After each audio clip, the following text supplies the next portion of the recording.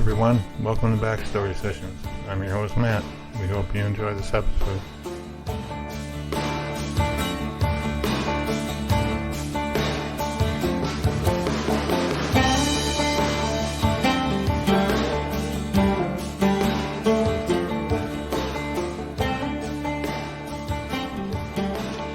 Hey everybody, it's Kat, and I want to welcome you to this episode of Backstory Sessions. I'm joined today by my co-host, Matt. Hey, Matt.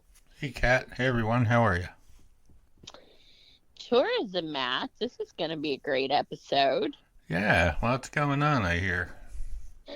Well, travel, I know is one of your favorite things. And Indeed. So, how far, north have you been? What's your... You mean, due north, or just how far north have, in the U.S., or? Any place. Have you been to the North Pole? No, I have not. I have been to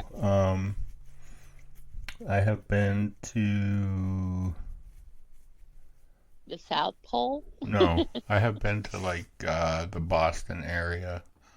I went to Martha's Vineyard once, and I was out in Vancouver, which is northern Washington.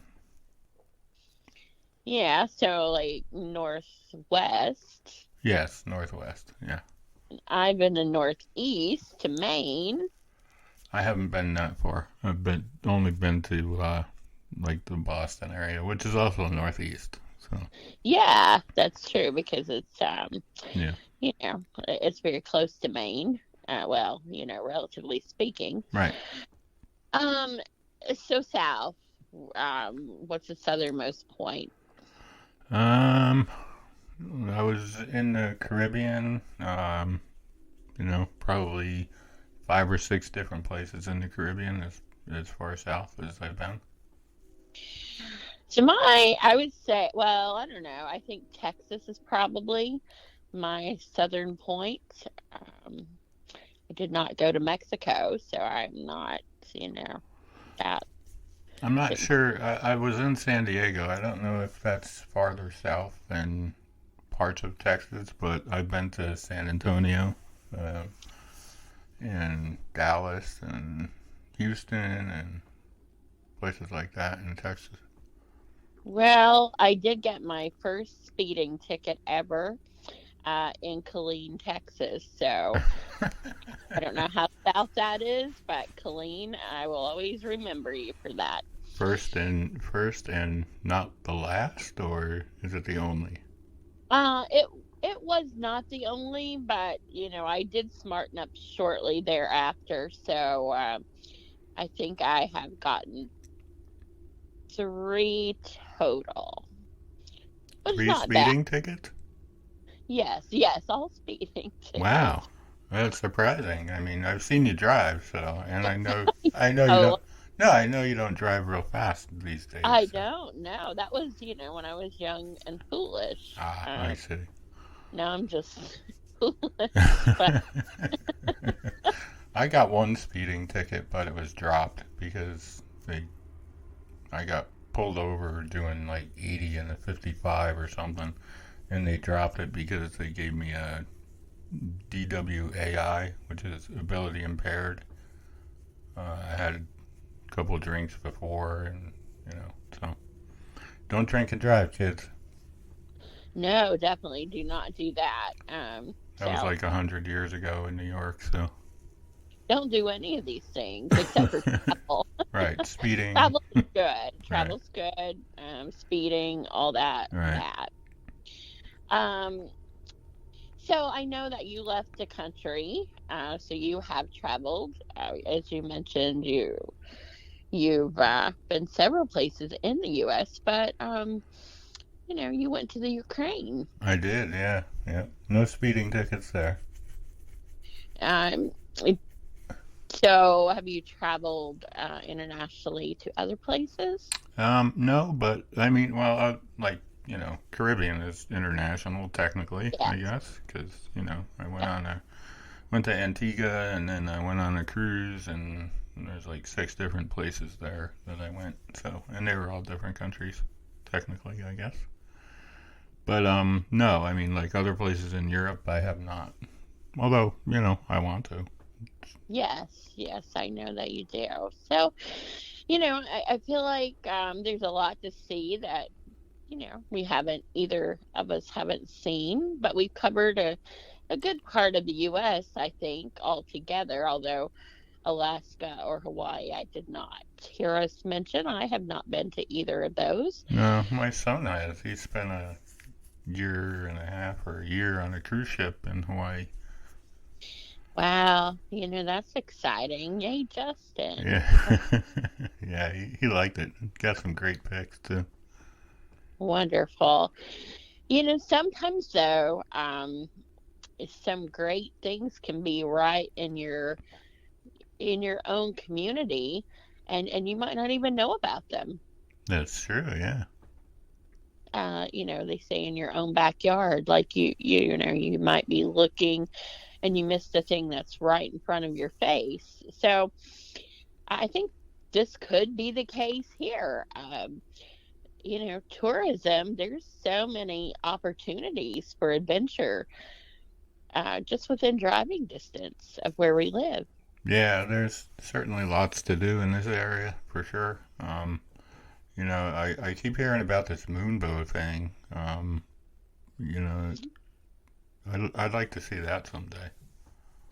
Well, this is the weekend that we could be there seeing it. However, we're doing the podcast. Although I would be very surprised if the moonbow doesn't get mentioned in the tourism interviews that we're going to do. Okay. Because, I mean, the moonbow is a worldwide, I feel like a worldwide tourism draw to this area. Is it like the only one, or are there others, or I'm I not. know there used to be another one, and I don't know if it's like gone. I guess the tourism, when we get into the interviews, they'll tell us. But I think it was one of two in the world. So No, wow. that right here, in our neighborhood, basically, and I know Cumberland. something else that's in the neighborhood. Well, um, The KFC Museum.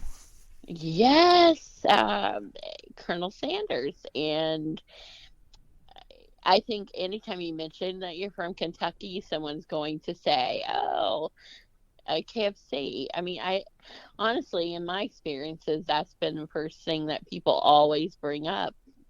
Usually it's like the Kentucky Derby or bourbon or something like that when I say Kentucky. Interesting. Well, I don't know. Maybe it looks like I'm a chicken lover or something. Yeah, it could be. Well, I mean, I guess we're going to hear about that and lots more things. Uh, I know there's a lot of festivals that happen this time of year. Um, isn't Yes, absolutely. A lot of festivals, and we're two of them. Two of the big ones are in the communities we're going to be talking to their tourism directors today. So we got Corbin, Kentucky, and then we also have London, Laurel County, Kentucky. We had hoped to add Knox, so we would have the whole Tri-County area. But we're going to try to get them on a future episode because they have the Daniel Boone Festival that's occurring right now. So, just a lot of festivals, a lot of things that I feel like we have heard about, maybe haven't been to. And then I just feel like there's going to be some things that neither of us will expect to be in this area that we're going to find out about. all right. Well, I guess we'll get to it and see what happens. All right.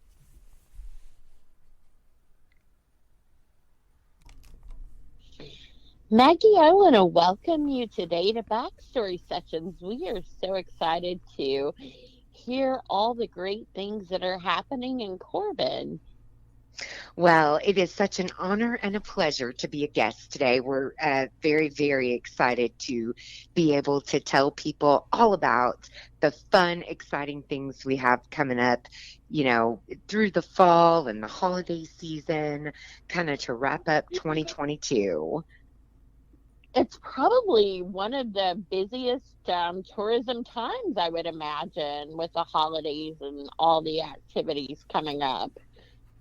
It is. A lot of people think that summer is our busiest time, and it is in terms of tourists actually coming into the area.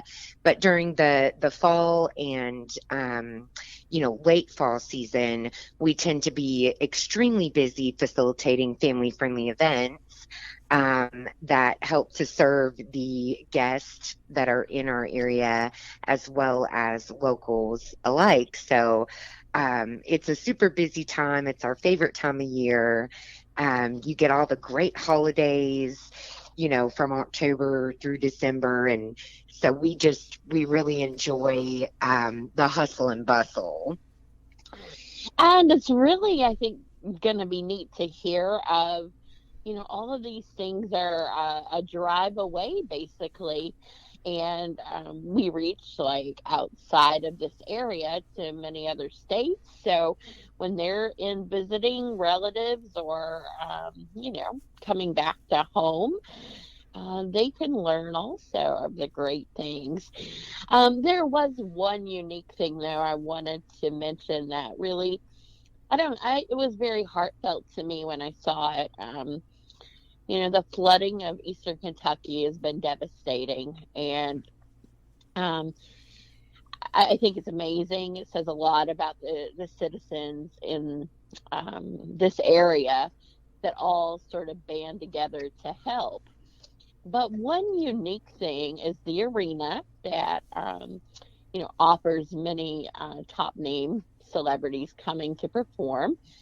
And the arena was, in a way to get donations, offering concert tickets. So tell us about how successful that was and who came up with that idea. It's amazing.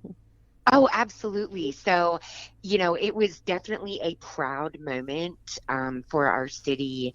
We several people, worked together to come together in an effort to take care of fellow Kentuckians, East Kentuckians.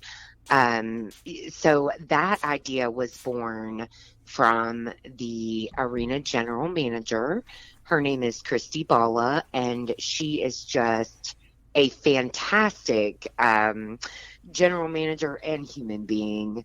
And, she saw an opportunity to utilize some of her shows in an effort to really, beef up donations and specific donations, things that the people in Eastern Kentucky really needed, whether it was, washcloths or bath soap or, pillows and linens, things to really help them with their immediate needs. And the level of giving was just absolutely outstanding. Not only local area, Tri-County area citizens showed up to contribute, but we had people from Tennessee, because we're only 25 miles from the Tennessee state line. So, we had surrounding states and communities come in and help. And really, while, what was really cool about the whole situation is not only were the donations going to help East Kentuckians in need, but it really afforded people the opportunity who might want to see a show, who might not be able to cover the cost of, the ticket at face value, to be able to, successfully get a ticket and see a show that they've been wanting to see. But it also, I think, what was significant about it is that we had several people donate who didn't even ask for tickets. Wow. I mean, they wanted to help. They, saw that there was a place, that would accept their items, and, they just willingly gave in an effort to help.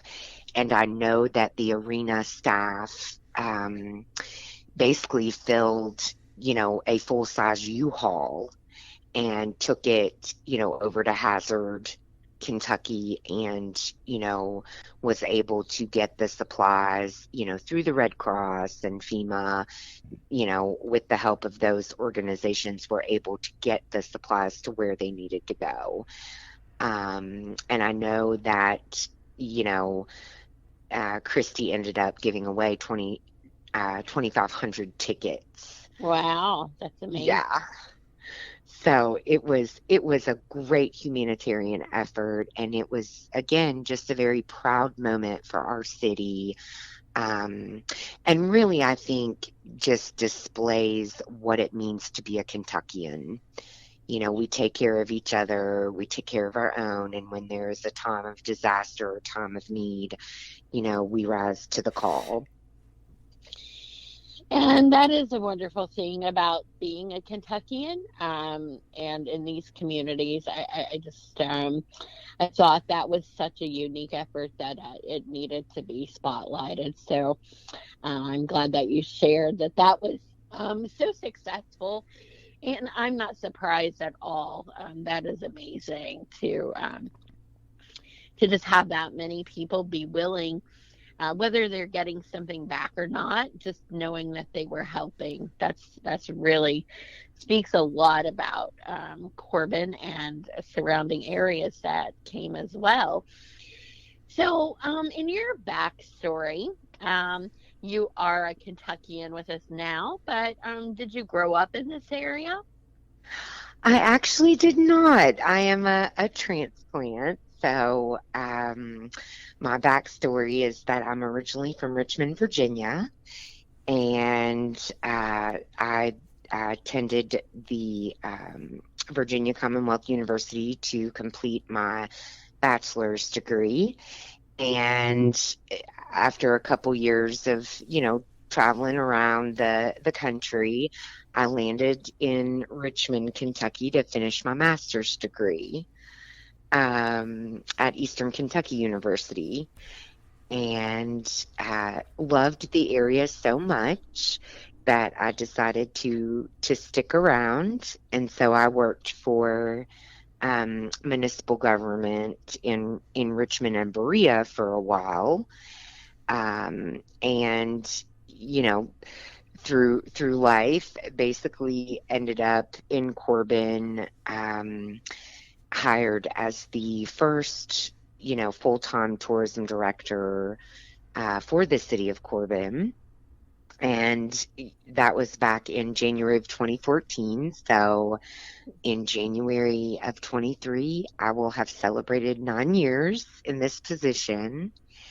And this August, I celebrated my 20th anniversary of being an official Kentuckian. Well, congratulations. Those are big milestones for you. What is the thing that you've implemented that you're most proud of? Well, we have the great thing about, I think, being the first full-time director of the Tourism Commission is, I entered into a blank canvas situation. And when I first, started in this role, I had explained to the Tourism Commission board that, we have some amazing assets here in Corbin. But what we were lacking is a destination. So while we had, 3 or 4 really great, nationally, internationally recognized attractions, we needed to, work really hard on brick and mortar projects, and, implement some programs that would basically create a vacation destination. And, we have been able to effectively do that in a variety of ways. I think one of my favorite accomplishments, is kind of working towards making Corbin recognized as a foodie destination. Wow. Yeah, because, when, of course, and I completely respect and appreciate the fact that Kentucky is primarily known for bourbon and horses. Well, at this current moment in time, Corbin has neither, although that is coming. So we have to be very creative, and I would say probably 75% of our restaurants in the city limits are locally owned and operated. And so that's a high percentage too. It's huge. And the great thing about locally owned and operated is that means you can't find that anywhere else on the face of earth, right? It's because it's their own unique chefs, their own unique culinary treats. And so we have played on that over the years, and the Tourism Commission has implemented 4 foodie weeks where we celebrate the local food and flair here in the city limits of Corbin. So, do we have any coming up this month of October? We do, and we are so excited because this is a brand new foodie week that has never been done. So October 3rd through the 8th, we will celebrate Dessert Week. So we have 10 participating restaurants who will offer their own unique dessert at just $6 per dessert.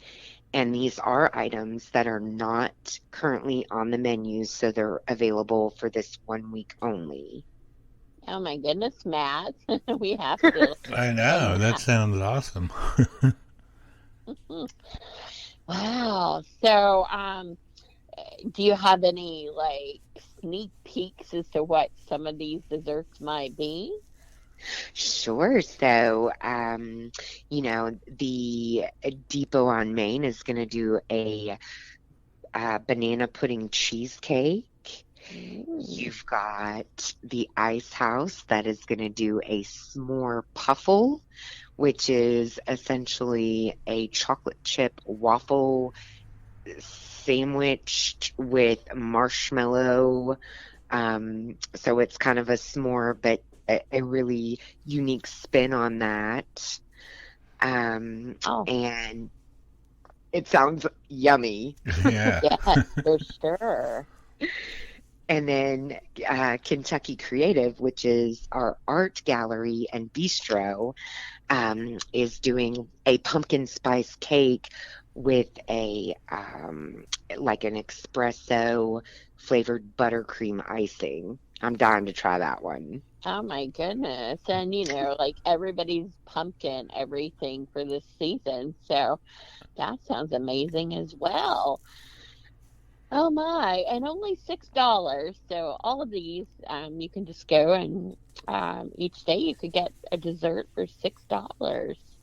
Absolutely. It's a perfect, who doesn't love sweets, but it's a perfect excuse, for a date night or a girls get together, have a fall-esque beverage of your choice with your dessert, and maybe even take the opportunity, if you've not been to that particular establishment, to try one of their entrees beforehand so that you can get the full-on well-rounded experience. Yeah, I mean, I can definitely see the benefit of, I go and I try some delicious desserts, and it's a great way to like lure me to come back, and try something else. That's really an innovative idea too. So, um, after we've had all these sweets in October in that first week, so what are we going to do next? It's hard to top that. Well, actually, with the celebration of Dessert Week, so the final day of Dessert Week, October 8th, we will have our annual fall festival, Oktoberfest, in downtown Corbin. And that will take place again October 8th from 10 to 7. And this is a huge celebration of family-friendly fun. So that event basically takes up, I don't know, about 6 blocks of our Main Street area. We have over 70 vendors that offer, specialty handcrafted items. So especially people that are thinking about the holidays, it's a great time to start your holiday shopping. It's never too early. Exactly. And but we also have tons of stuff for the kids and for families. So we will have our mobile disc jockey Gary the Sound Machine will be playing tunes for everybody. We will have free hay rides from 12 to 5 that day. We'll have a petting zoo. We will also be partnering with the University of the Cumberland students to come and facilitate children's games.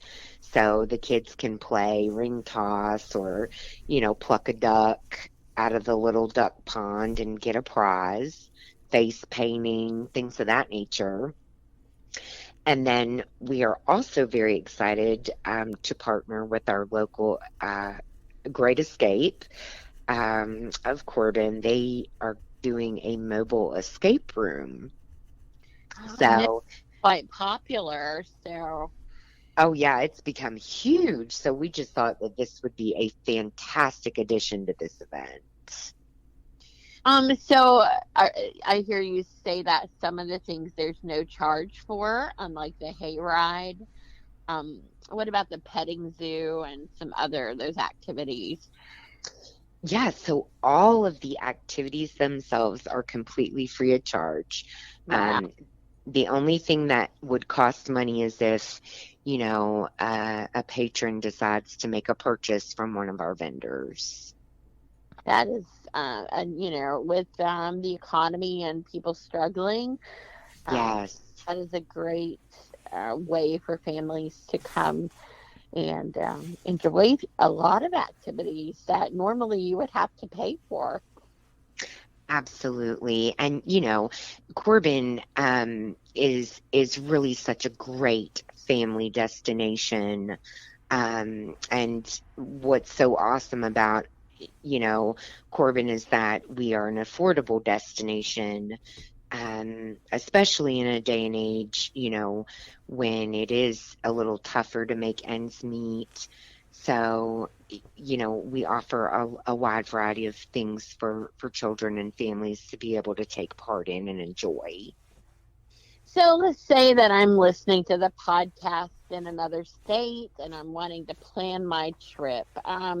Lodging would probably be one of the first things that I start to think about. Do you have Airbnbs available? Like, what's the lodging situation? What can I expect? Where would I start? Sure. So certainly the best place to start is on our website, which is Corbin, KY, tourism.com. We have a full listing of all the lodging opportunities that we have available. We do have, Airbnbs within the city limits. We also, of course, have traditional hotels, that vary from budget, friendly to full service.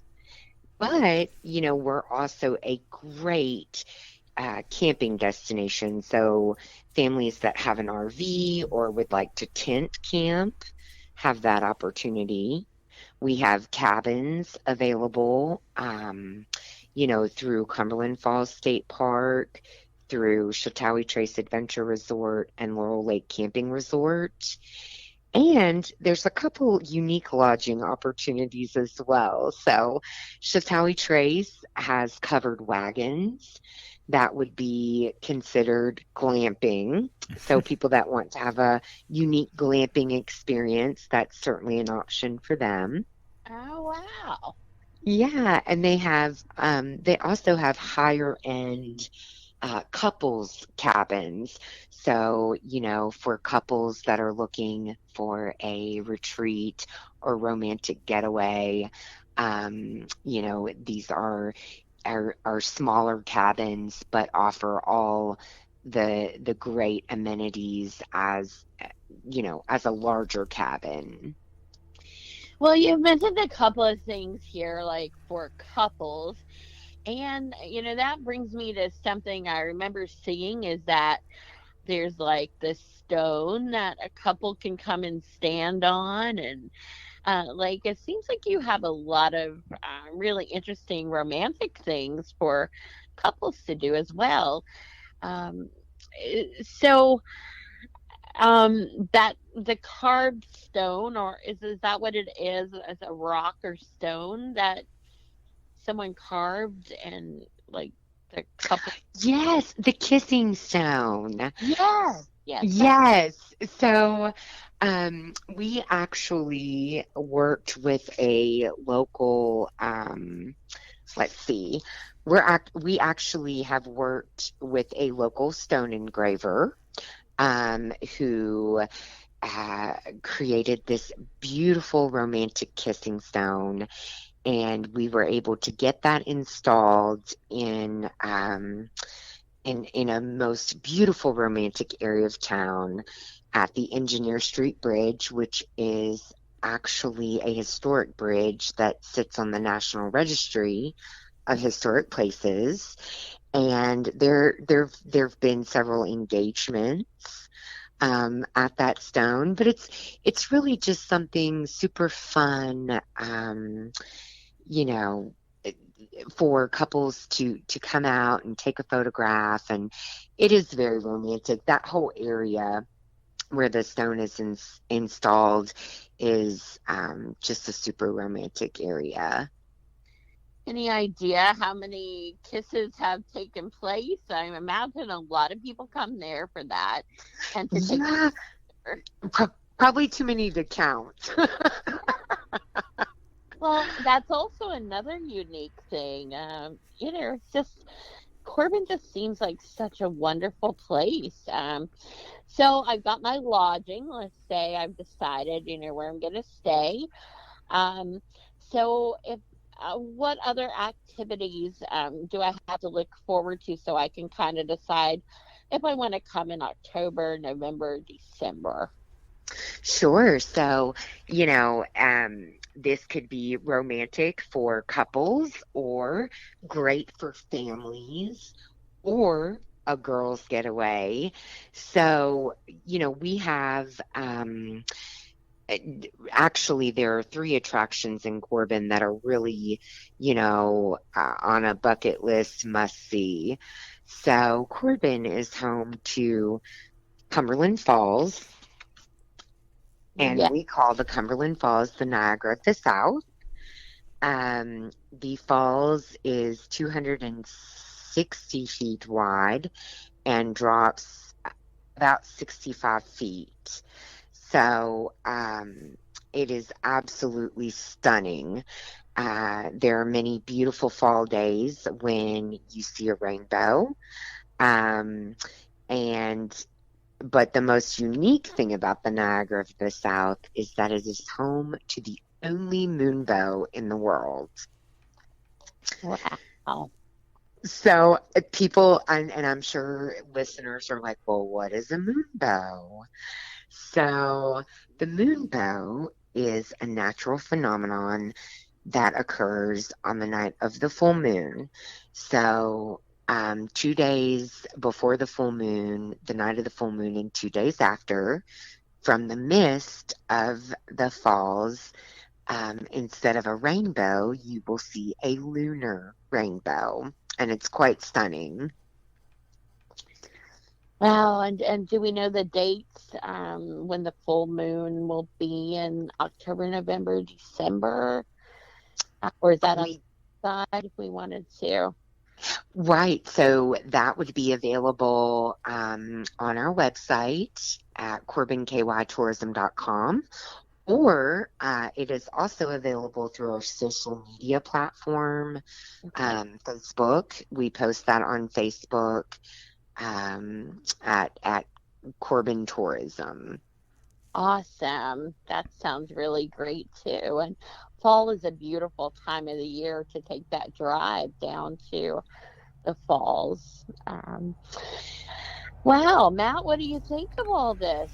I think I gotta check out the Foodie Week thing and definitely see the moonbow. I've heard a lot about it and haven't been able to see it yet. So, um, Oh, it's absolutely stunning. And, of course, the falls is home to some great hiking, horseback riding, gem mining, all kinds of great activities.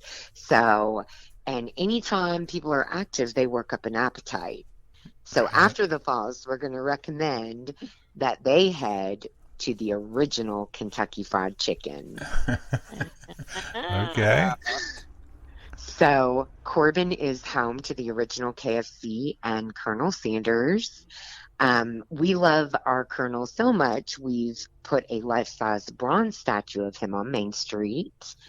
And what's really cool about Sanders Cafe and Museum is that it just recently underwent a $3 million renovation. So the museum is just this totally fun, interactive, engaging experience. Cool. And is there any charge to do the museum part, or you just get to do that while you're enjoying your food?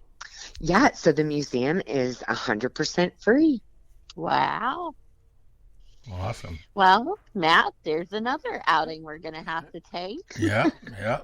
We're gonna have to go look for your brick. I think you have one there. Is that true? Yes, so I have to tell you, right, in my backstory with a colonel downtown, there was a contest when they first started with the courtyard, and you could win a brick. There's all the bricks with the names on them, and Yes. I actually won that brick. So mine is near the entrance by Colonel Sanders downtown, and I have visited it. So. Oh, very cool. Yeah. Very, very cool. Well, and that is the great thing about the park is that, of course, we have the bronze statue of the Colonel, but it is also a place for memorialization where people can go, to remember loved ones, and celebrate, their loved ones because of the bricks and the pavers and the plaques that we have in the park. Yes, that's really neat feature too. And also, I have to say that mural with the chickens and the Colonel, where they're walking along, that is really cool as well. So, who does the artwork for all of these murals? Yeah, so we love that mural, and of course it's a parody on Abbey Road. Yeah. That was the original intent, and one of the great things about tourism is that we are able to partner with and promote local artists within our area, and people really, I think, don't realize until they start getting out into our cities what a wealth of talent we have here available in Southeast Kentucky. There are just some incredibly talented artists. So the artwork was actually created through it was a dual project, which is always really fun. Michael J. Hall drew up the pieces. And then Brian Hinkle, who also owns a local print shop here in Corbin, kind of put everything together and was able to print it and apply it as a mural. And then we actually call that area Colonel's Alley because the road is painted in red and white striped picnic tablecloth looking, paint. Yeah. And we have picnic tables there. And so we actually called on an additional artist, Beth Jones, to complete that portion of the project. And then a couple years after, that whole area was completed, we commissioned Mike Hall again, and we have since then gone back and painted the fire hydrant to look like a bucket of chicken. Oh, wow. I haven't seen that part yet. So it's super cute. Oh, yeah. So you said that's one attraction that is a must-see. What else is there that we must put on the bucket list?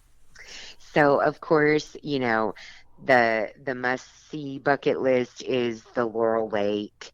The Laurel Lake is absolutely stunning, and the reason for that is it's because it's nestled within the Daniel Boone National Forest.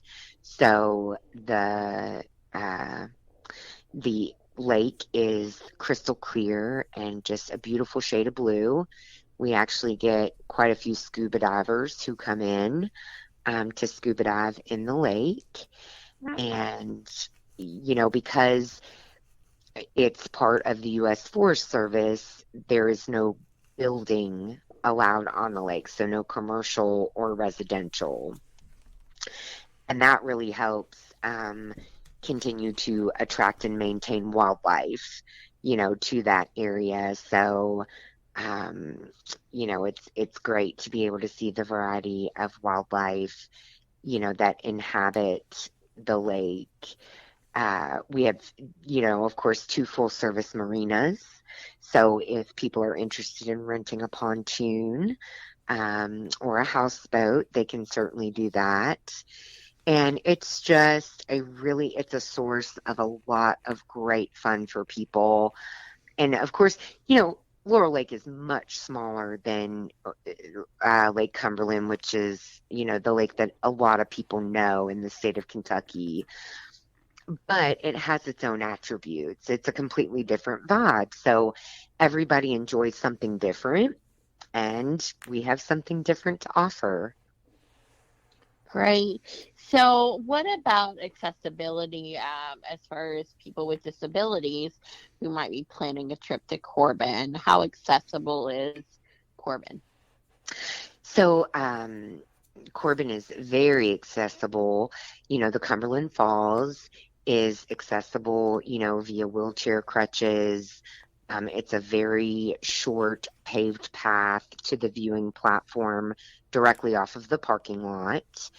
The marinas are also accessible, and other access points on the lake are also accessible, being that they are paved and, flat in terms of slope. The original KFC, Sanders Cafe and Museum, is accessible to all, to all types of mobilities. So the Engineer Street Bridge, the park, we've been very mindful to be inclusive with our attractions and our destination. Wonderful. So when we move into November, Thanksgiving, and what happens? What's the big event for? I guess that's getting ready for the Christmas holiday. But what's going on in November? Well, so November is November's a big fun month for us. Again, we love our Colonel. So November 12th, we will host our 3rd annual Colonel Sanders Half Marathon and 10K race. And it is just loads of fun. We do custom medals with the Colonel's, image on the medals. And that race actually draws people in from all over the nation. We get probably 30% of our participants are from out of state. And this year we actually added a 1 mile kids race. So that way, the kiddos, that want to participate have an opportunity to do a much shorter, distance. So that event is always just really fun. We do a wide variety of different things, and it's a humanitarian effort. So every year we donate the proceeds from the race to a humanitarian group. Last year we were able to give $10,000 to the Corbin Community Backpack Program, and this year we will be donating proceeds to the Rotary Empty Stocking Fund and the Lions Christmas Food Baskets. So it's just a great event. And once again, it's showing, Corbin is always giving back. So it's a really wonderful. This is just you've got something for everyone. If you're athletic and seeking out, more adventure, you got things for that. You got things for couples. You got things for families. No charge for many of them. You've got food, like a whole of food. So like several times a year. For it's just seems like you have everything. So. For the arts person, you've mentioned that there's a lot of talent. If you like singing, acting, watching plays, movies, what do you have for that type person? Yes, so I'm super excited to share with everybody that Corbin is home to the Kentucky Playhouse, which is our local community theater. And speaking of October and, into the November, December timeframe, the Kentucky Playhouse is, doing auditions, and we'll be doing a murder mystery Halloween type dinner. And I anticipate a Christmas production as well. So, we do have live performances, and sometimes they are a murder mystery dinner theater, and sometimes it's a production, so people can just come in and watch. I know in November, the Kentucky Playhouse will be performing Mr. Burns. So any Simpsons fans out there will certainly enjoy that. Well, that's exciting to have that opportunity to see shows because there's not a lot of opportunity at this end of the state. So it's great to have that in Corbin. Absolutely. Absolutely. And speaking of Christmas, just want to make sure that folks know that November 20th, we will host our annual Christmas open house. And that event takes place downtown. It's on a Sunday from 1 to 5, and our Main Street businesses, open up for an open house event. It's kind of our kickoff to the holiday shopping season because, of course, we promote shop local and support small business, and we have, a wide variety of whether it's restaurant or antique or services that people can purchase, unique, one-of-a-kind items, for those hard to buy for people that they love. But in addition to the shopping portion of it, of course, this is another event where we offer free family-friendly activities. Santa Claus always comes down from the North Pole and makes an appearance. Yep, for photos. We have train rides, throughout throughout the city. We have a little train that the kiddos can get on. We serve free hot chocolate and treats, and then have lots of Christmas oriented crafts to get the season kicked off. Well, Matt, I hope you've been good this year because to be Well, there. yeah, well, you had me at hot chocolate, so.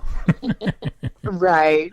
I know. It's always a good time, and you never know when the Grinch might make an appearance. Yeah. Oh, Well, there you go. wow.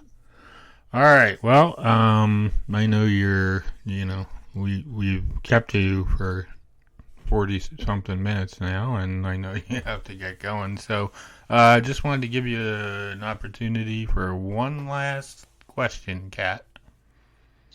Well, I would just like to know, anything else that we might be looking forward to in the new year. Do you have any plans for, some little something you could tell us, like a sneak peek that might be coming next year? So yeah, so the biggest project and the project that we are most excited about for 2023 is going to be the completion of the Corbin Farmers Market Pavilion in downtown Corbin. Mm. So this is a $600,000 project, and will essentially be a beautiful pavilion with restrooms and storage space to provide a permanent home for our farmers and farmers market, as well as to provide additional incubator space for budding entrepreneurs. And it's going to be just absolutely lovely, and we're excited about being able to break ground in 22, see the completion in 23, and have full utilization for the farmers market in 23. Well, that again is amazing thing to look forward to. It has been such a pleasure to have you as our guest and tell us about the great things for Corbin.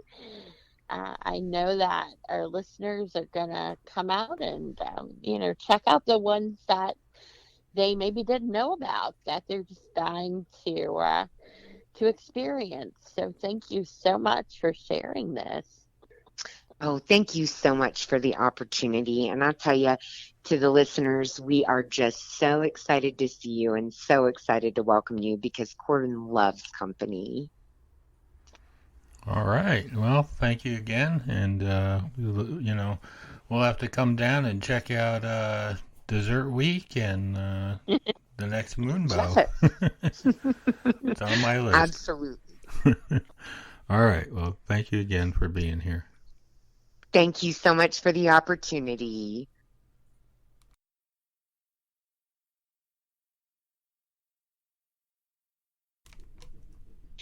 Kelly, I want to welcome you to this episode of Backstory Sessions. We are so happy to have you today and talk about tourism. Well, thank you so much for inviting me, and there is so much to talk about, see, and do in London, Laurel County, Kentucky. Awesome, and we want to hear all about it. Of course, we have listeners that live in that area and all across Kentucky, but also we reach several states and countries. So we want the whole world to know that, this is not just for the locals, right? Absolutely. Our tagline has been for years, Crossroads to Adventure. We're in the middle of the Daniel Boone National Forest, but don't fret, Interstate 75 comes right through our community, so you can connect with us within 3 to 6 hours of several states of drivable. And if you want to fly in, we're an hour south and north of Lexington, Kentucky, and Knoxville, Tennessee. Or if you have your own plane and you just want to fly on in, we do have our own airport, the London Corbin Airport, as well. So however you want to commute, we've got you covered. Yeah, so it sounds like that. I mean, your tourism and location is very accessible by many different means. So there's no excuse there. You have had recently one of your huge tourism events, I understand, the Chicken Festival. I think like that is something worldwide that people have heard about. So tell us a little bit about what the Chicken Festival is and how it got started and just everything we need to know. Yeah, so the World Chicken Festival, the thought process started in 1989, and the founding board members came up with a way to start a tourism event that would also collaborate with our community's history. If you don't know, Colonel Harlan Sanders' first original restaurant that is on US 25 is in southern Laurel County in Corbin, Kentucky, also called as Sanders Cafe and Museum. That was the inspiration to build the World Chicken Festival downtown London, Kentucky. So when it started, the thought process in 1989, they were scrambling on a timeline because they wanted the festival to kick off in September of 1990. Now, I'll give you a little pop quiz. Do you know why that would have been so important? I'm guessing it must have been an anniversary of some kind related to Harlan Sanders. That's right. That is correct. 1990 would have been his 100th birthday. Oh, that's right. You win. You win the trivia. You get a high five from London, Kentucky. It would have been his 100th birthday in 1990. Awesome. So they really wanted to start that. And actually, we just celebrated on September 9th, would have been his 132nd birthday. So that was really important. And so we started the last full weekend in September. Actually, our local school system in Laurel County, they have no school on Fridays since 1990 to commemorate this large festival. It's one of the largest festivals in the state. Over the course of 4 days, of course, we usually have beautiful weather in September. About 100,000 people will come through downtown over the 4 days. It is a free festival, and the whole mission of that is it is actually a 501c4 nonprofit organization. We want to help as many nonprofits as possible. So the only food vendors that are at the festival have collaborated with nonprofits. I'll always give an example. Years ago, the national organization Alex's Lemonade Stand was there, and they were able to make like $10,000 selling lemonade just for that organization. So for some nonprofits, it's one of their largest fundraisers of the entire year. But not only is it fun carnival rides and fun foods and crafts, and we also have fun, unique contests, the Colonel Sanders Lookalike Contest. We have the Rooster Tail Mullet Contest. That has been a fan favorite. And when we first launched that last year, I thought like the most people would be in the 18 and up category, like rocking out the 80 mullets, like that too would be there. But the elementary and middle school category blew up. We actually got some emails that people were upset that we didn't have a baby category. I'm thinking, it's a baby. What? They don't have enough to have a mullet yet. So people were really passionate about that particular contest. We have say it with me, clucking, strutting, crowing contest. Ooh, you got to be careful when you say that one. But there has been a lady that has participated in that for the past like 15 years. She wins it every single year. So that contest is just making mannerisms of a chicken. So it's a lot of family entertainment, fun entertainment. We have the chicken invasion. And of course, all the concerts are free. Our two big headliners this year was Gin Blossoms and Tracy Lawrence. Wow. So wow. It's a festival that has grown over the years, and hopefully we're over 32 years in the process, and hopefully we'll keep cranking it 32 more years. And I have to ask about the big skillets and all the And Yep. So I have a little personal. I'll give you my autograph later. I'm just kidding. So the skillet was not did not happen until 1992. Originally, they had the skillet on a trailer, just a display, almost like a photo op, because of Colonel Harlan Sanders and just in that honor. And someone said we should cook chicken in that thing. So then when you start a new idea, you might as well go big or go home. So then they started looking at the Guinness Book of World Records. And maybe they could make the world's largest skillet. So they were starting to look for inspiration. And I only remember this because I mowed my parents' yard. That was my chore in the late 80s, early 90s. So remember the old white satellite dish that everybody had in their backyard? Oh, yeah, the big one, yeah. Yeah, but now it's koi ponds or Sure. I don't know what you do with it now. But they removed that and used that as inspiration to make the diameter of the skillet. It's over 10.5 feet in diameter. Over 300 gallons of oil are used. Delta Gas donates all the propane gas, and we cook fried chicken out of that Thursday, Friday, and Saturday of the festival. And it's a great thing. Now, apparently, there's a difference between a skillet and a pan. So our friends in North Carolina, they have the world's largest frying pan. But that's one open because I've got hate email on that as well. But this stainless steel skillet is in quarters. So just to let you know, those are different. But London Bucket created a stainless steel skillet back in 1991, and it started out in 1992.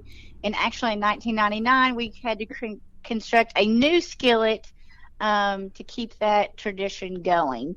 So it's an amazing feat, and I will say I'm not biased, but the chicken is phenomenal in there. Well, Matt, have you ever seen such a thing?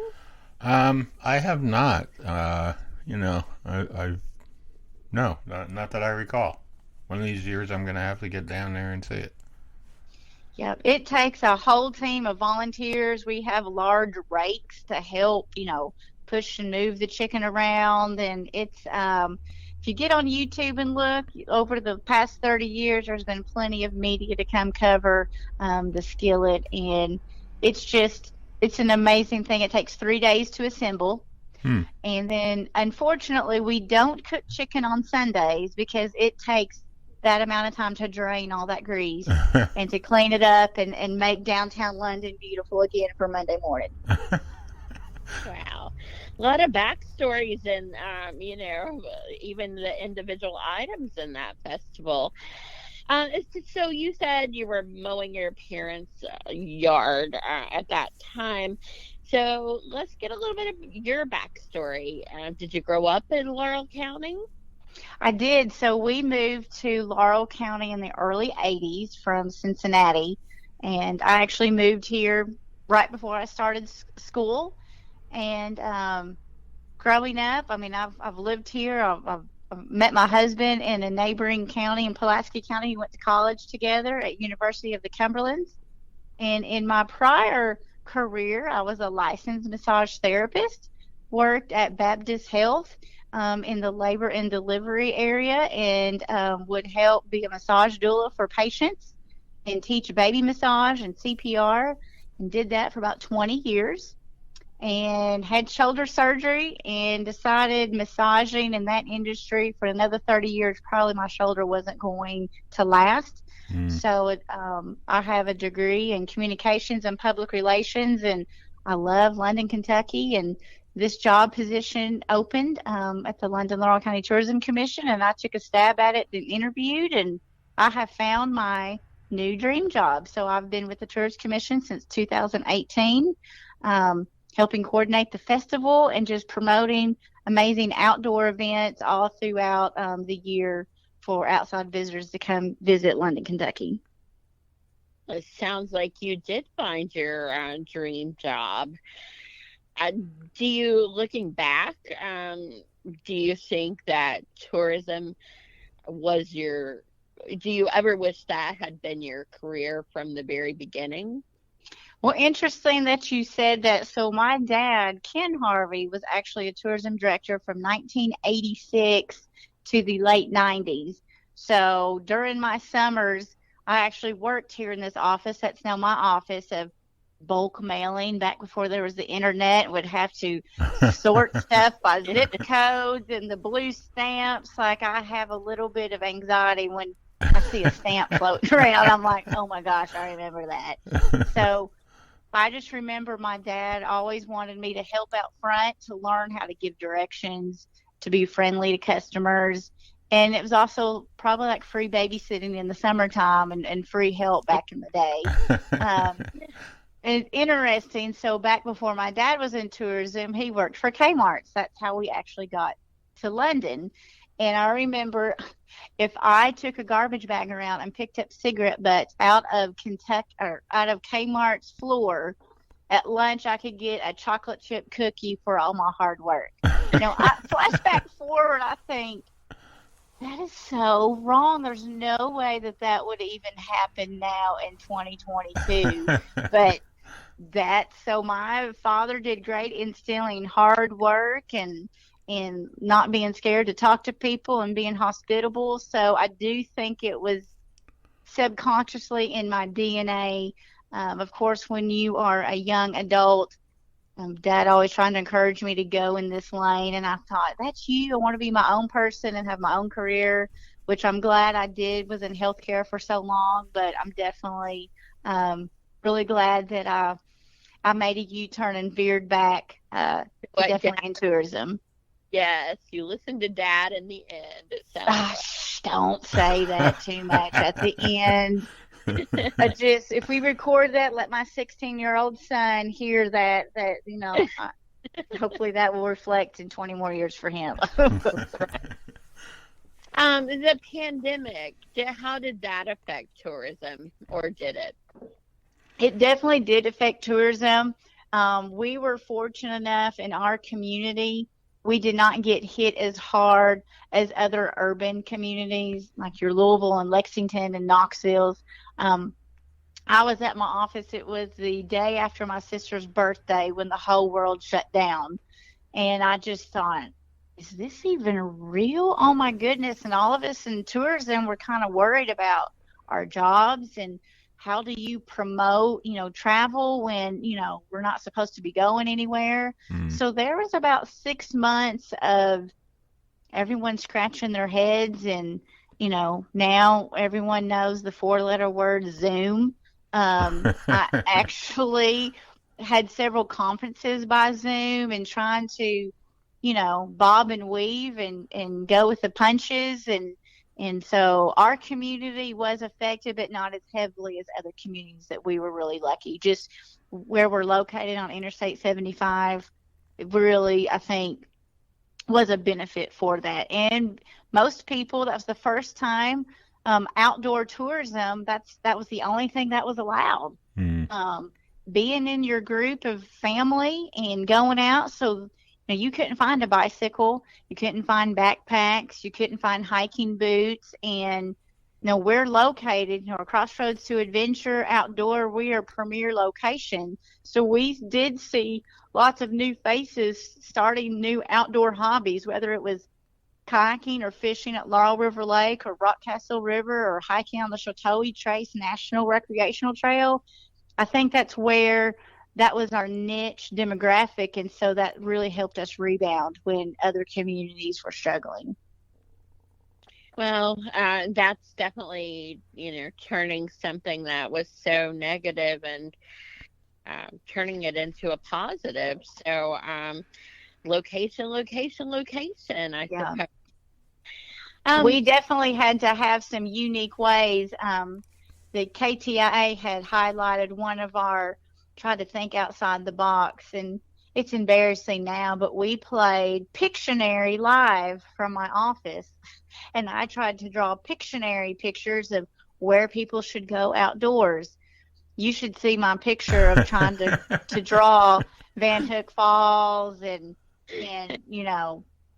treetop adventure and bicycles, and it was a struggle, but it made people engage and it made them thinking, I don't know what she's drawing, but we need to go there. So it worked. Yes, I will have to get some of those to promote this episode. Some photos of your drawing. Oh, yeah. I don't know about that. I'll just send you the JPEG of the actual place. There were more laughing emojis during that episode than anything. And I thought, well, I get an A for effort on that. That's about all I got. That's funny. Well, you have to be engaged even to put the laughing emoji. So, it's good that you were thinking outside of the box, and it sounds like it's paid off with, I imagine that many of these new activities are continuing, that people found they enjoyed the outdoors maybe more than they had prior. Yes, and it was having that. So this past few months ago, we had the Kentucky Bigfoot Research Organization come to London. This is their second year of presenting. And so a lot of people, watched paranormal activities and Bigfoot and just kind of outside the box that had to engage outdoors. And we, unfortunately, we had the flooding in eastern Kentucky, and we had a family come to the Bigfoot Research Organization group seminar that talked about, sightings throughout Kentucky. It was really educational that they brought their entire family. And during that presentation, we found out that family had lost their entire home. They were devastated in the flooding. But during the pandemic, the family and their two daughters really embraced Bigfoot and got to go hiking and kind of use that storyline to get their kids involved in being outdoors. And when we found out they lost their home, they were like, well, this was their big treat. They couldn't wait, and it was already paid for, so why not? So for that hour and a half, that family was able to enjoy something and for a while escape the devastation that had happened. So definitely Eastern Kentucky is going to be rebuilding for several years. Those communities have been devastated, and Laurel County really wasn't affected by the flooding, but our area has definitely been a central location for recovery and for those people to come back to have that normalcy in activities. So that was a really neat interaction with tourism, that it gave people hope and something to look forward to even when devastation happens, through unexpectedly. Right. And I'm sure, when you're just have nothing, like you lost everything, just having one day of hope, one day of enjoyment is a priceless experience. To get you through the next day and the next. Yeah. And who would have thought Bigfoot would have had that central piece of that? But, during the pandemic, that family was able to use that to find a new hobby of family events and things that, those girls will talk about forever. Remember that one time we went as a family? And so I just love it that our area, whether it's hosting events or enjoying the outdoors, that can make those memories for families last forever. Well, and with the paranormal and Bigfoot and things like that, as we're in October currently, Halloween always comes to mind, but what are some activities in October that people can look forward to? Yeah, so October 1 is a great year or season in Kentucky that the leaves are starting to change. So definitely outdoor hiking becomes another busy season. But regionally, we have Cumberland Falls State Park. And starting the week of October 7th through October 11th is the best time to view the moonbow. Now, that is one of two areas in the world. Nigeria was the other location to see a moonbow, but rumor has it, because of erosion, I don't think that's visible anymore. So if you're going to pick Nigeria or Kentucky, I recommend Kentucky. Like, we know the moonbow is still happening here. And I was able to go to that a couple months ago and capture the moonbow on my phone. So what that is, when there's a full moon and it casts on the mist coming up from the falls, you will see kind of like a gray haze over the falls. And when you take a photo, it's just a beautiful rainbow. I went when it was during the supermoon, and I bet there were 200, 300 people there with their photography. I met a couple from Indiana. They come every single year to capture the moonbow. And actually the winter time, fall and winter, is the best time just because it's not as humid or hazy like it is in July or August. So if you've never experienced the moonbow, definitely mark October 9th to the 11th on your calendar to come do that. And the best viewing times are usually from 10:30 and on. Yeah, so this is airing just at a great time to remind people of that. And what else then is going on?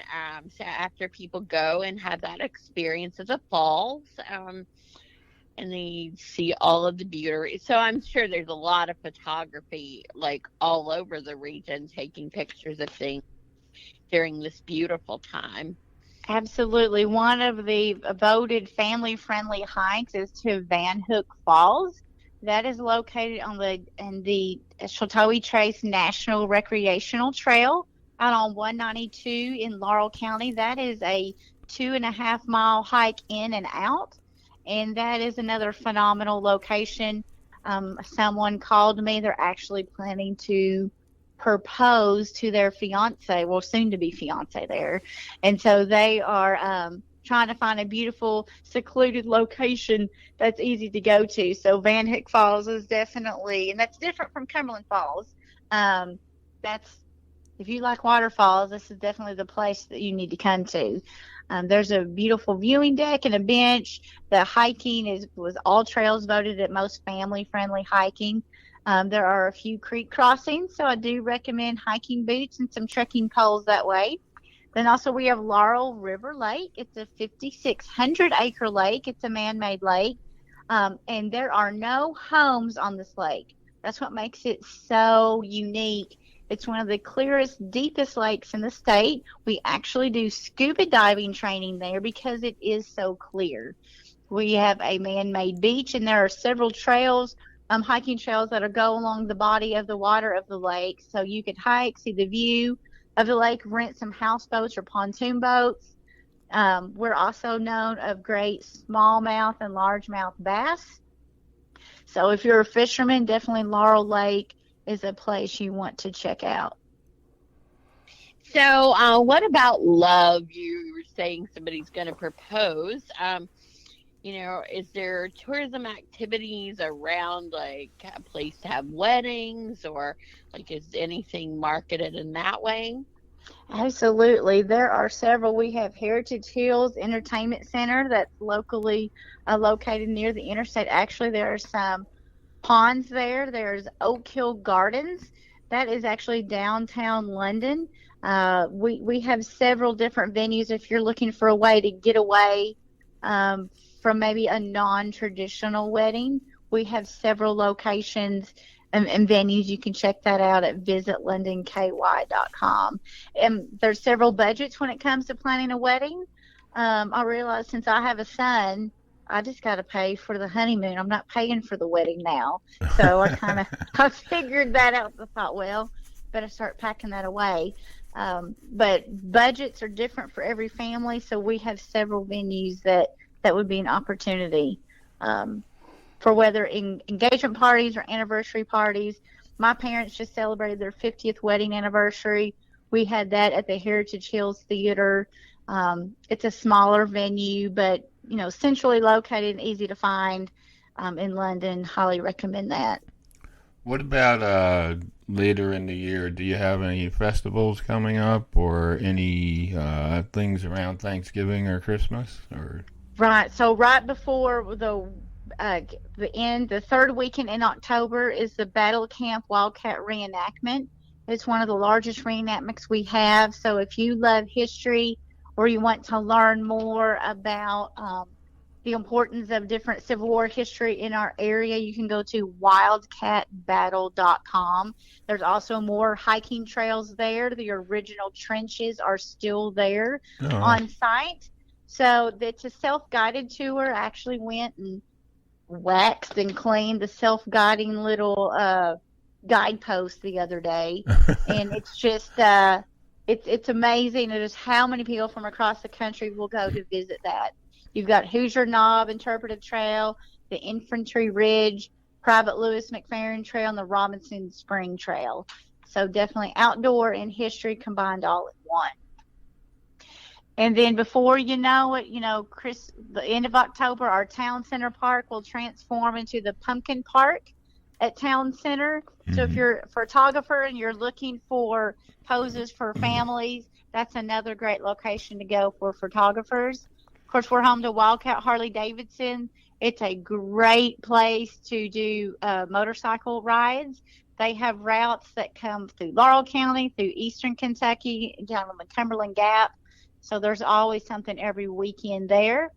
And at the theater, if you love music, we host the Heritage Music Series. That will be October 22nd and 21st. And that will be hosted by the Kentucky Country Music and London Laurel County Tourism Commission. Nicholas Jamerson and Tim Gooden and Aaron Erlander and Cody Lee Meese. So we love to have a listening room experience. I've enjoyed so many new Kentucky artists when you get to know the backstory of them a little bit, as opposed to going to a large concert hall with 50,000 people in there. When you get to see them intimate and hear their backstories and what inspired them to write their lyrics to their songs, you just feel like you know them so much more. Yeah. So that whole listening room experience is a different event. That this is the second year that we've done this. So if music is your thing, definitely London is the place to go to. And then, of course, as soon as Thanksgiving's over, like Christmas is right around the bend, and Lights Around London, that was actually inspired during the pandemic, where the Laurel County residents really get together and decorate their homes. We have a driving map for people to go look at decorated houses. I did that as a kid growing up. It's one of my favorite memories as a child. And then our Town Center Park will transform into a winter wonderland. We have a large Christmas tree that does a 15-minute different medley of Christmas songs, and it has graphics that go around the tree. And the day after Christmas last year, it snowed about 3 inches, and it was like a Hallmark Channel. It was perfect. So people love to get in the Christmas spirit. Of course, we have a very large Christmas parade, the Randy Smith Christmas on Main. That's always the first Friday of the month. So that will be December 2nd. So definitely mark your calendars for that. And how many homes participate in the, in the drive-through Christmas decoration? Right. So we have it in segments. It changes a little bit every year depending what community. I would say last year they probably had over about 70 homes participate. Wow. So that's really hard to drive that whole route in one evening. So, there's 60,000 residents in the county. So we try to map that Lights Around London driving tour in sections. So if it's the East Bernstedt section or downtown section or Keavy or, western part of the county, that way people can go, we're going to go here this time and make their little route. And then you could go online and vote for your favorite home. And all of those proceeds go to the Laurel County Shop with a Cop program. So anytime we have events, we try to partner with a local nonprofit. It's always beneficial. And one thing that is amazing that our community has, we have a community orchestra, and they always have a phenomenal event. The London Community Christmas Orchestra will be Saturday, December 3rd at 7 o'clock at First Baptist London. That is a large church that the orchestra has gone on for years, and not a whole lot of communities can say they have their own orchestra. So that's something that's definitely unique. That is amazing. I don't know if I just missed it, but the date, do you have trick-or-treating in the end of this month? We do. So Boo on Main is another huge event that will be October 29th. That will be downtown London, where thousands of little ghosts and goblins will flock downtown, and businesses and organizations will provide candy. So think of all downtown as one big subdivision. So the community really gets together and participates. And also Levi Jackson Wilderness Road Park, they have a camp spook within their campers. So Levi Jackson Park also is kind of transforms into this wonderful Halloween family-friendly atmosphere. So if I'm traveling, what's lodging like? Do you have Airbnbs, or how do I work that out into my plans? Absolutely. On our webpage at visitlondonky.com, under accommodations, we have everything divided by exits, depending where you're going to stay. We have lodging hotels on exit 41, 38, and 29. And if you have an RV and you're still camping, because the fall is still, it's the perfect time to be camping and RVing. We have all that subcategorized, and we have lots of short-term vacation rentals, whether they're downtown London or they're on the lake at Wood Creek Lake. Now, that is a much smaller lake. That's where our water source comes from, and that's about a 900-acre lake that there are Airbnbs on the lake. So if you want to kick back on the deck and just view and bring your kayak and just kind of chill by the lake, Wood Creek Lake, that's a great option if you want to stay there. But on Visit London KY, all those Airbnbs are all listed. Just take one click and that'll take you right to their page where you can reserve your stay. So another question I have is about accessibility, maybe for wheelchairs or people with disabilities. How accessible is Laurel County in these activities? Right, so our downtown area is very accessible, depending on some of our hiking trails. Going to Van Hook Falls, that don't recommend that may be limited. There are lots of trails on Levi Jackson Wilderness Road Park that would accommodate that. One great thing that they just expanded is their Rose shelter, where they have spent quite an expansion on special playground equipment for those that maybe have special needs. My sister lives in a nursing home, is bound to a wheelchair. So I don't know what the term is, but she has one of these at her residence where you can put the wheelchair on the swing set itself. So I don't have to remove her, but the wheelchair is actually able to swing, just kind of like if an infant was in a swing, the wheelchair is actually in the swing to swing. So I know someone that has a family member in a wheelchair. That's definite a plus. That way all kids can play together. Awesome. And what about collaborating with other areas? I know you've mentioned a little bit about neighboring counties. Are there any, I know there's like huge yard sales, that extend from state to state.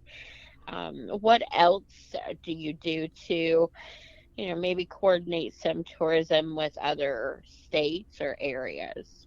Right. So the US 25 and 80 are adjoining. You just missed it. October 7th and 8th was the Kentucky's Boone Way yard sale, but that usually happens one in the spring and one in the fall. And that goes all the way from Richwood, Walton, Dry Ridge, Williamstown, Sadieville, Georgetown, Richmond, Berea, Livingston, London, Corbin. That if finding your special treasure, that is something you want to do, that's definite something to put on your list for 2023. But we are part of the Daniel Boone region, so we definitely try to collaborate. Of just the Daniel Boone National Forest is something all of us in Eastern Kentucky are so proud of and share. And when it comes to partnering, Kentucky's known for its horses, of course, Kentucky Fried Chicken and bourbon. And we are home to Cumberland Stave in East Bernstead, Kentucky, where we can schedule private tours to see how the bourbon barrels are made. And our next tour is actually October 12th. That is a Wednesday. It's free, but you have to go on Visit London KY to reserve your ticket because it is limited to a small number. All right, Matt, that sounds like very interesting for you. Yeah. If it wasn't a Wednesday, I would do it because I'll be out in Shelbyville. Yeah, so definitely people can schedule those private tours with us. That is something that's a new kind of partnership with Cumberland Stave. And just based on the number of people, we're going to try to accommodate for people's schedules, and hopefully moving in 2023, we can do more events. But definitely having that private tour. I've been on 3 different private tours, and every time I go, I learn something new, just to see something that's so important to the heritage and culture of Kentucky, and that it's made right here in Laurel County in East Bernstead, Kentucky. It's another little badge of honor we want to put on our Kentucky sash. So what's one idea that you've implemented that you're the most proud of? Oh gosh, that's a hard question. I will say I'll go back to our heritage music series that that brainchild idea came through the pandemic when things are starting to open back up. We couldn't have large events, but small events. That's really, Nashville has been known as the country music hub, Nashville. The Kentucky artists are phenomenal, and we want to give that platform for new artists that are kind of, they've made their way, but we want to give them a sturdier platform to have that listener experience.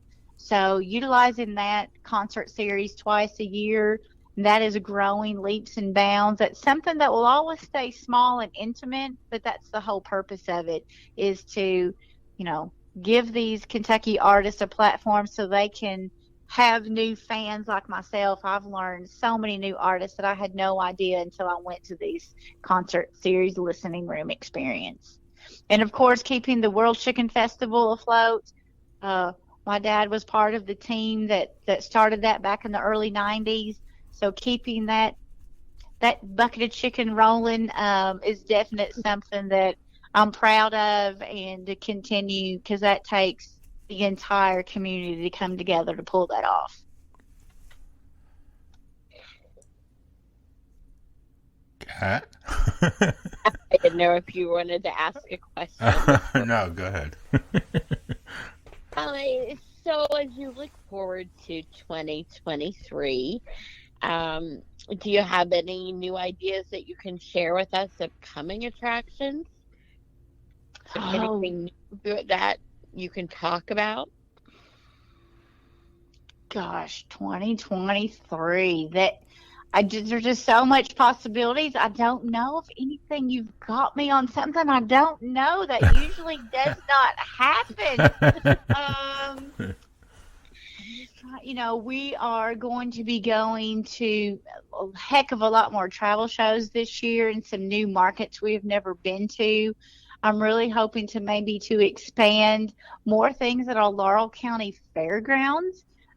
We have 2 tourism commissions here. I'm with the county tourism, and then there's the City of London tourism, and they operate that facility. But hoping to maybe bring more events like metal detecting. I've been researching this, and I personally don't own a metal detector, but apparently that is a huge demographic that you do seed hunts and to bring out. It's kind of like a big scavenger hunt. Mm-hmm. Definitely bringing more archery events. We always host the Archery Shooters Association every year. Of course, we're the cycling capital of Kentucky, and anytime we can bring more cycling events to London, we always have our Redbud Ride in the spring. We just finished up our Honey Bun Ride because we are home to all of the honey buns. We make 1.3 billion honey buns a year at Flowers Bakery. And so that's a phenomenal, like, you don't need to buy a candle. You just drive down 4th Street and smell the Flowers Bakery. So definitely capitalizing maybe more things, all things honey bun, maybe to grow the honey bun day more. Just who doesn't want a honey bun, right? Of getting our restaurants. I know Local Honey is a downtown restaurant, and they incorporate, my favorite thing to get is their salad, not because it's the lettuce, right? But they make their croutons out of the fresh honey buns, a honey bun crouton. Oh, like, wow.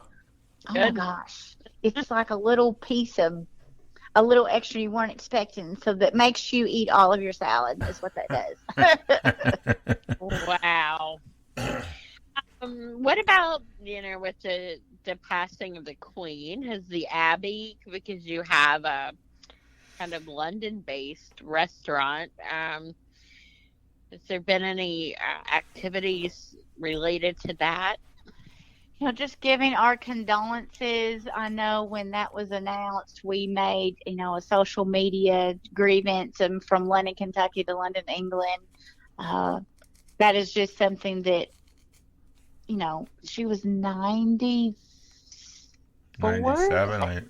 97? In her 90s, definitely.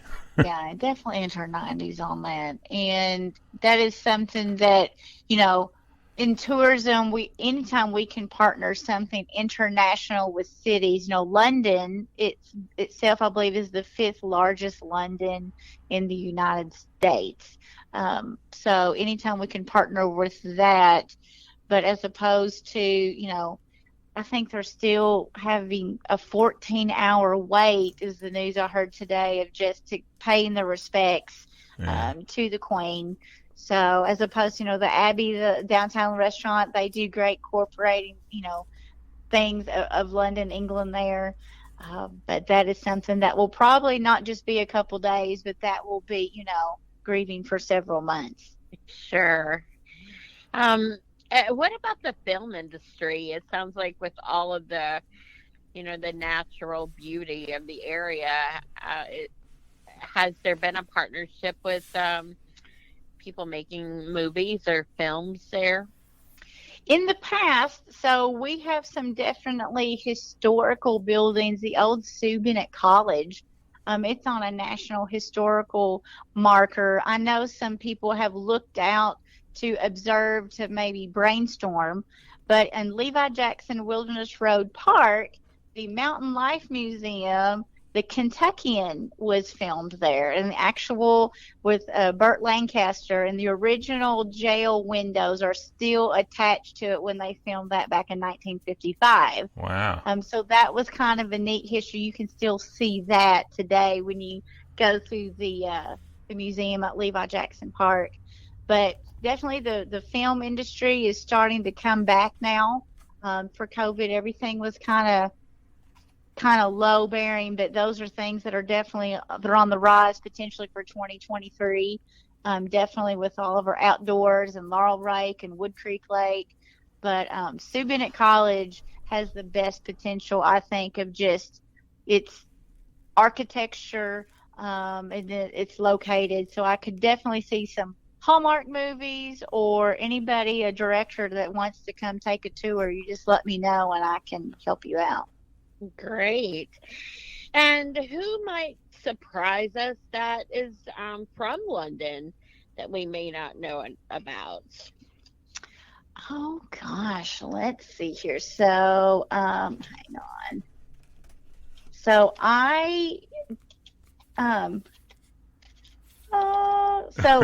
when my mother gave me a plant, and I killed it. She gave me an air plant, and I can kill anything that's green, unfortunately. But John Karloftis, his family they have a store in on the corner of Laurel County and Rockcastle County, but he is an award-winning landscape designer, and his professional start was doing rooftop gardens in New York City.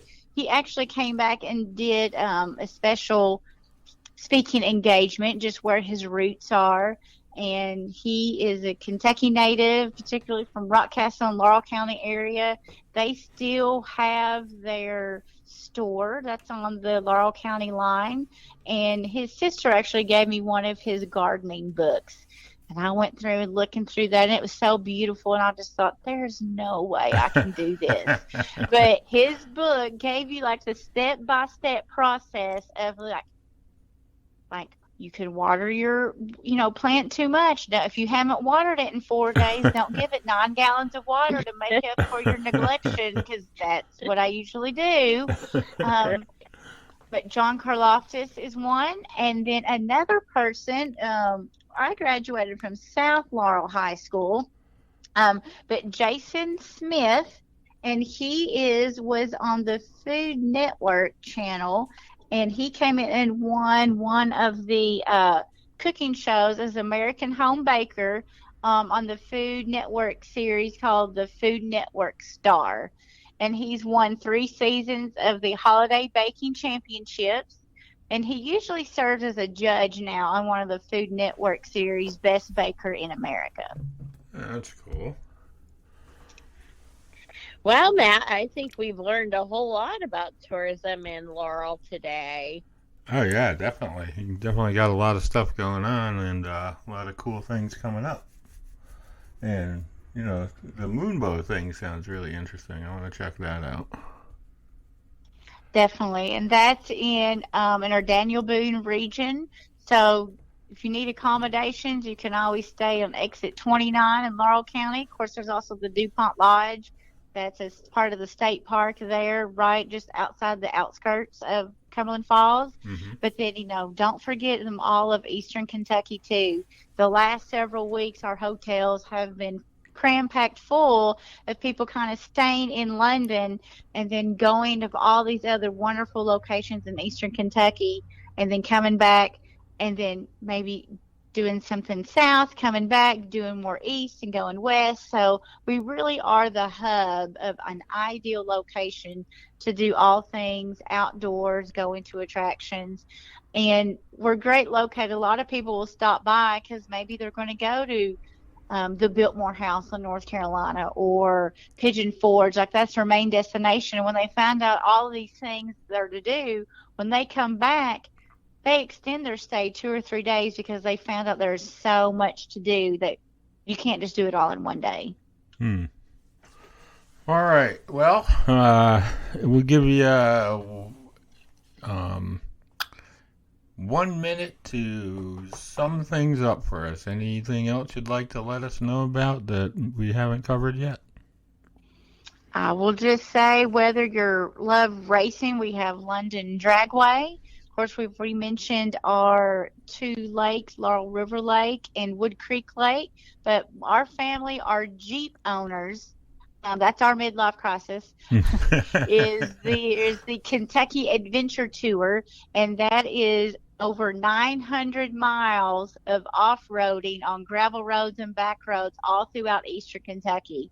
And there's about 30-ish miles that go through Laurel County. So if you are a part of a Jeep club or you have a Jeep and you're looking for somewhere to get out, whether it's an easy route or you want to get your winch and you go on hard 30s, like we do not do that. We do the easy stuff. But definitely outdoors, whether you're Jeeping, we have Wildcat Off-Road Park. So if you have an ATV and you want to get that out in the mud, those Jeeps and ATVs, that is year-round. Whether it's in the winter, it's snowing, or it's in the springtime or in the fall, it's absolute great time to get those expensive toys out and to use them as recreation for sure. We've got lots of shopping downtown London of cute boutiques and just everything that you may want to do. To definitely check out the Sanders Cafe. They recently did a multi-million-dollar renovation on US 25 to definitely see the birthplace of Colonel Harlan Sanders' original Kentucky Fried Chicken. You definitely want to put that on your list as you come through London and Laurel County. All right, Kat, any last words? Well, I just want to thank you for being our guest today. It's amazing. It's like something for everyone, really and truly. So, I hope that we'll be able to have you back as a guest again and talk about the happenings for spring next year. Absolutely. Thank you so much for inviting us to come on. And if you have any questions, feel free to email us at visitlondonky.com. All right. Well, thank you again for being here, and we look forward to talking to you again soon. As always, if you have any questions, concerns, or comments, you can send those to Kat at iWritePlays@outlook.com, or you can write to me at backstorysessions@gmail.com or Matt at level11ventures.com. Thanks for listening, and we'll talk to you soon. Take care.